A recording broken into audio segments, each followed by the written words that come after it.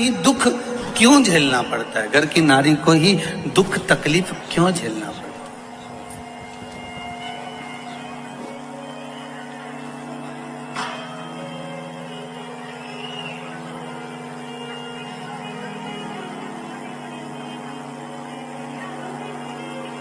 क्यों?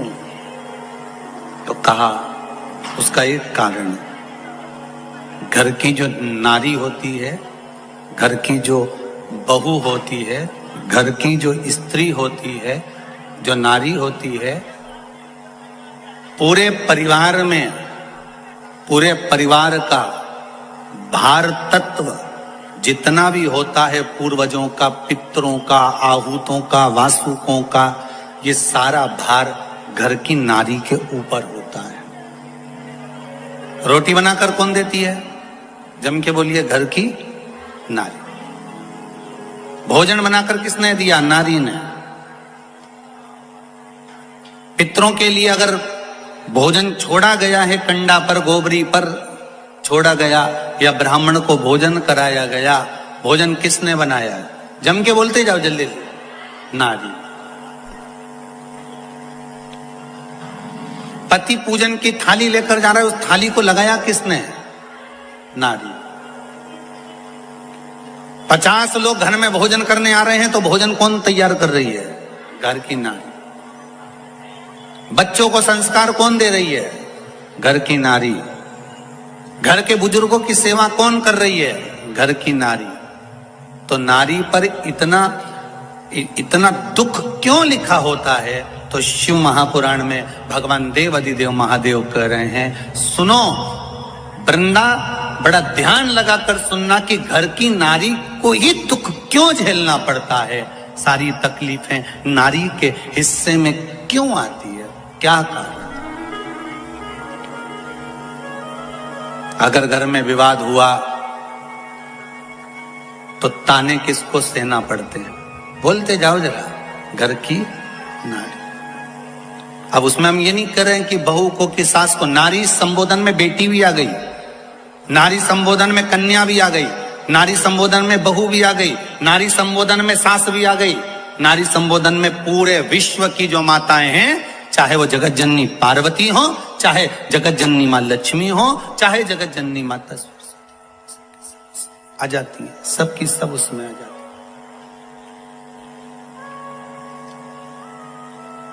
इनके खाते में दुख क्यों लिखा हुआ है? कारण क्या है? शिव महापुराण की कथा कर रही है, वृंदा ने कह दिया, देवाधिदेव महादेव, आप वैष्णव होकर एक वैष्णव को समझा रहे हो, आप इतने बड़े ज्ञानी होकर मुझको समझा रहे हो, और जानते हो आप मुझे समझा रहे हो कि मेरे ऊपर दुख का पहाड़ टूट पड़ा है, और मैं पूछ रही हूं कि नारी को इतना दुख क्यों होता है? क्यों? आपकी धर्म पत्नी माता पार्वती तो कैलाश पर निवास कर रही हैं, वो तो सुखी है, उनको दुख क्या, उनको तकलीफ क्या, उनको कष्ट क्या?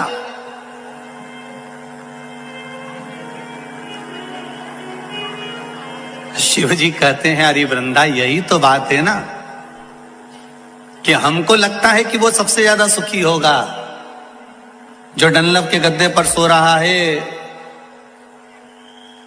जो खूब सारा आनंद का सुख भोग रहा है, जिसके पास में डनलप का गद्दा है, खूब सारे उसके पास में हीरे के सेट हैं, सुंदर सोने के सेट हैं, फिर वही वाली बात आ गई, सोफा सेट है, सोने का सेट है, हीरे का सेट है, बस आदमी अपसेट है। सेट तो बहुत सारे हैं। हमको लग रहा है कि इसका बंगला बहुत बड़ा बना हुआ है, हमको लग रहा है इसके पास में संपदा बहुत सारी है, हमको लग रहा है इसके पास में दौलत बहुत सारी है, हमको लग रहा है कि इसके पास में सोना चांदी हीरा पन्ना सब कुछ बहुत सारा है, ये डनलप के गद्दे पर सो रहा है, एसी के रूम में सो रहा है, इसको सारा सुख मिल गया है। पर कभी उसके भीतर का अगर कोई भाव जाने तो दुनिया का सबसे दुखी व्यक्ति वह भी होगा, क्योंकि उसके हृदय में कुछ ना कुछ दुख तो जरूर होगा। ये वही जान सकता है, जिसको है वो जान सकता है कि उसके जीवन में क्या दुख है। शंकर भगवान से माता वृंदा कर रही है कि आपके जीवन में, माता पार्वती के जीवन में सारा सुख है, और आप मुझे ज्ञान दे रहे हो कि नारी के जीवन में दुख तकलीफ क्यों? उसका उत्तर दे रहे हो कि प्रत्येक नारी के जीवन में दुख है। तो पार्वती के जीवन में कौन सा दुख है? माता पार्वती तो अलमस्त आनंद में रहने वाली, उनको किसी चीज की कमी नहीं है। तो पार्वती माता के जीवन में क्या दुख है? शंकर भगवान कहते हैं पार्वती के जीवन में क्या दुख है? शिव जी कहते हैं मैं एक मुख से उसका वर्णन नहीं करूंगा। नारी के दुख बताने के लिए शंकर जी उसी समय पर अपने 5 मुख रख लिए। आरती में लिखा है एका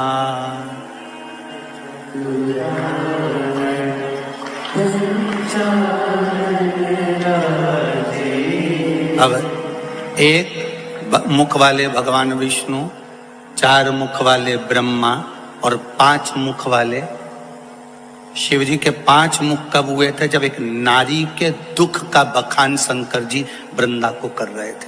कोई आपसे पूछे तो बता देना। एकानंद चतुरानंद पंचानंद भोले पंचानंद। अब देखिए 5 मुख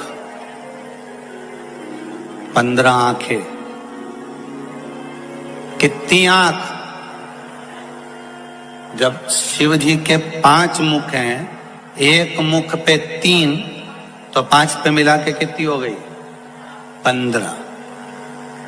शिव जी 15 नेत्र से पार्वती का दुख देखते थे। 15 नेत्र से।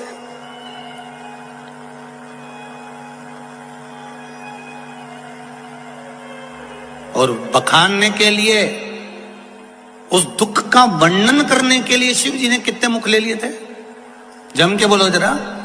5 मुख। कोई आपसे पूछ ले कि शंकर जी 5 मुखी कब हुए, उनके पंचानंद नाम कब हुआ, तो आप कह सकते हो वृंदा एक परम भगवदीय वैष्णव को जब एक वैष्णव अपने मन की बात समझा रहा है, जब उसकी घर की बात कहने का समय आया तो उस शिव जी ने पार्वती के दुख का वर्णन करने के लिए 5 मुख धारण कर लिए। 5 मुख रख लिए।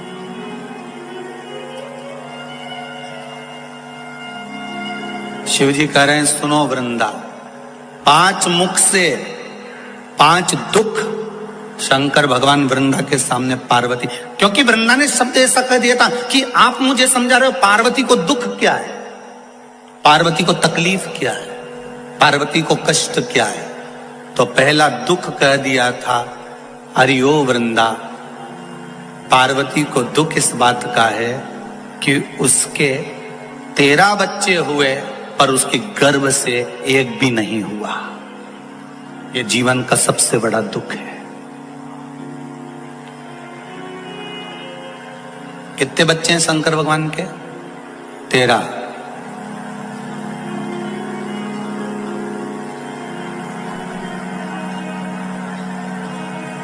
छह लड़की और 7 लड़के शिव जी के। पर माता पार्वती के गर्भ से कितने बच्चों ने जन्म लिया? किसी एक पुराण में कहीं लिखा हुआ बता देना कि ये पार्वती के गर्भ से इस बच्चे ने जन्म लिया। पार्वती के गर्भ से ये बच्चा जन्मा था।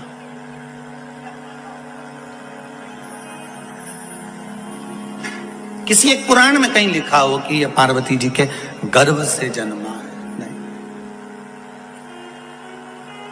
6 पुत्र षडानंद कार्तिकेय का जन्म हुआ तो गंगा जी के जल से हुआ।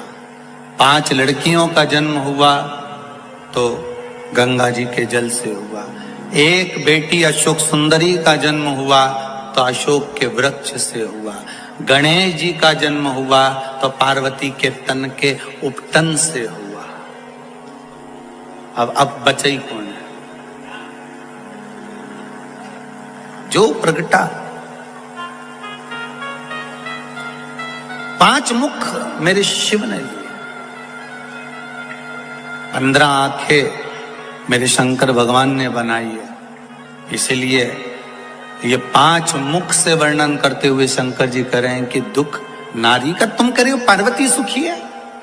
हमको लगता है कि बहुत बड़े बंगले में रह रहा है, बहुत सारी गाड़ियां हैं, बहुत सारी फैक्ट्रियां हैं, बहुत सारा काम काज है तो व्यक्ति सुखी होगा, पर उसके भीतर की बात वही जान सकता है कि दुख क्या है।